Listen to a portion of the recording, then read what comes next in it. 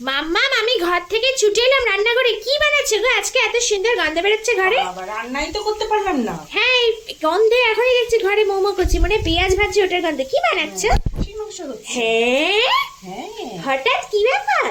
আজকে তো দাদার জন্মদিন। হ্যাঁ তার হ্যাঁ জন্য। হ্যাঁ, ও ওই জন্য দাদার জন্মদিন স্পেশাল। হ্যাঁ, কতক্ষণ লাগবে? লাগবে তো 1 ঘন্টার মতো তো লাগবেই। এটা খাবে নাকি চর্বি? হ্যাঁ হ্যাঁ হ্যাঁ, এটা আমার জন্য রাখবে। হ্যাঁ, এটা খাবো। চর্বি পিস গুলো রাখবে, যত হাড়ের পিস গুলো দেবে না, কষ্ট হয় খেতে।